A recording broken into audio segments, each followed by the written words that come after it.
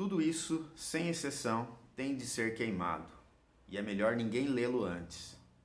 São palavras de Franz Kafka a respeito da sua própria obra e, ainda bem, que Max Brod, o seu amigo, não obedeceu Franz Kafka. Olá pessoal, tudo bem? Professor Diego aqui novamente com vocês. Hoje então, pessoal, vou analisar nesse breve vídeo aqui o primeiro artigo escrito a respeito de Franz Kafka aqui no Brasil e que foi escrito pelo Otto Maria Carpo, um dos maiores críticos literários que passaram aqui pelo Brasil. Então, se você gostar desse vídeo, não deixa de se inscrever e recomenda também para outras pessoas, para que nós aumentemos aí o grupo de pessoas que leem e gostam de literatura e filosofia.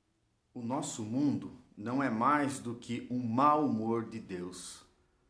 Há muita esperança, mas não para nós. Franz Kafka e o Mundo Invisível. Esse é o título, então, pessoal, do primeiro ensaio escrito sobre Franz Kafka, publicado aqui no Brasil. E quem o escreveu foi Otto Maria Carpo, que entre os anos de 1941 e 1942 escreveu, então, este que foi o modo pelo qual Franz Kafka foi introduzido na cultura brasileira, e de lá para cá temos estudado de modo recorrente e não encontramos o fim da coisa.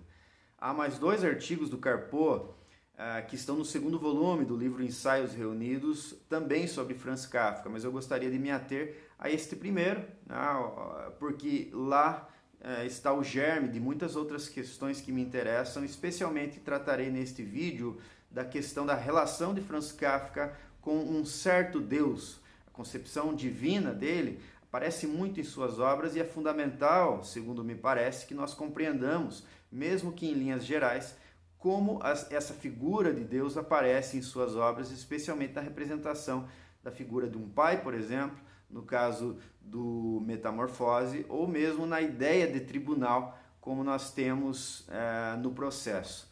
É interessante que o Otto Maria Carpo começa esse ensaio dizendo que Franz Kafka não é um poeta religioso, e de fato não é no sentido estrito, mas, complementa Carpo, ele era um escritor absolutamente atormentado, angustiado por questões religiosas, especialmente da relação com um certo Deus, que é o Deus que ele cria.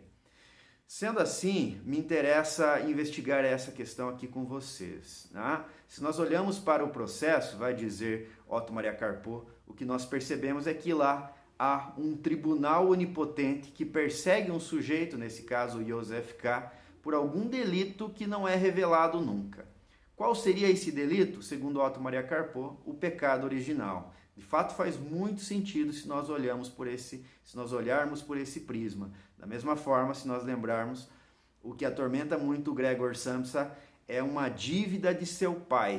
O que será essa dívida? Para que nós pensemos aí, vamos deixar isso no ar, para que nós reflitamos aí durante essa semana, certo? Por outro lado, o que nós temos mais neste ensaio de Otto Maria Carpo, temos então uma visão religiosa que se aproxima muito da visão de um Pascal, por exemplo, o Blaise Pascal, ou de um Søren Kierkegaard, aquele dinamarquês de nome difícil, sobre o qual eu já fiz até um vídeo aqui. Sendo assim, nós temos uma concepção religiosa que não é, segundo Otto Maria Carpo, um tipo de religiosidade barata, mas é uma religiosidade muito madura, muito séria e atormentada. Só através do nosso conceito do tempo, o juízo final parece-nos um acontecimento no fim dos séculos futuros. Na verdade, é uma corte marcial permanente. Segundo Carpo, e eu acho que ele tem razão, quando nós olhamos para os personagens do Franz Kafka nas suas obras, dá a impressão que esses personagens estão sendo vítimas de uma perseguição celeste, na qual Deus não está muito disposto a conceder a redenção a eles. O que faz, então, com que a face de Deus tenha uma feição um tanto quanto blasfêmica aqui nestas obras. É interessante, então, inclusive o Carpo aponta isso, que dá a impressão de que o príncipe deste mundo é Deus, invertendo a relação com o diabo. Inclusive, essa visão desse Deus para Kafka se assemelha muito ao demiurgo mal dos gnósticos, que é aquele que criou esse mundo mal aqui para que nós vivamos.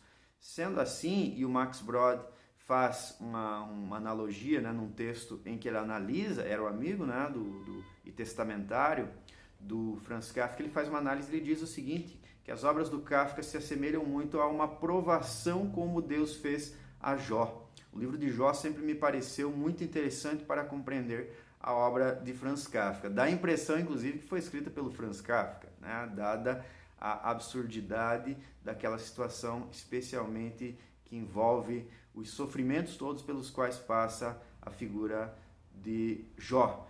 Sendo assim, pessoal, nós temos já traçadas algumas linhas para se compreender a questão da religiosidade em Franz Kafka. Deus está lá, mas não é um Deus que seja, digamos assim, muito aberto a fornecer a redenção, a graça. Seguindo na análise de Otto Maria Carpo, ele vai dizer que para se compreender a religiosidade em Franz Kafka, é necessário olhar para a teorização de Pascal. Pascal que interessava muito ao Franz Kafka, inclusive.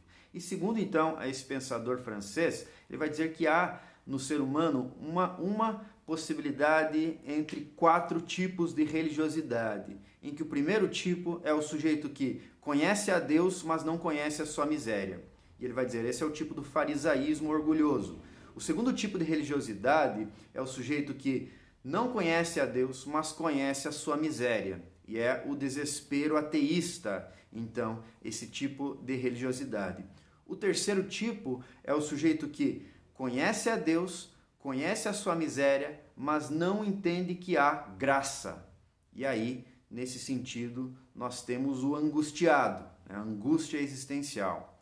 O quarto tipo, a quarta modalidade, é o sujeito que conhece a Deus, conhece a sua miséria, conhece a Cristo e encontra, então, a graça. Em qual dessas quatro modalidades se insere Franz Kafka? No terceiro tipo de modalidade. É o sujeito, então, que conhece a Deus, conhece a sua miséria, mas não acredita que haja a graça para que haja, então, na sequência, a redenção do ser humano. E, nesse sentido, ele vive, então, em estado de angústia. Por essa razão, a associação com o Kierkegaard, aquele filósofo dinamarquês, é quase que imediata. Da mesma forma, o Pascal, que possuía um tipo de religiosidade muito atormentada. Todas essas parábolas dizem somente que o incompreensível é incompreensível. Na aparência dessas parábolas, Deus não tem razão, mas esta falta de razão significa somente uma incapacidade do homem em face do mandamento de Deus. Na aparência dessas parábolas, Deus se cala, mas isto significa somente que o mundo não o está escutando. Há, portanto, esperança, muita esperança. No fim de O Castelo, a graça aparece. Fato simbólico, Kafka não estava destinado a escrever esse fim.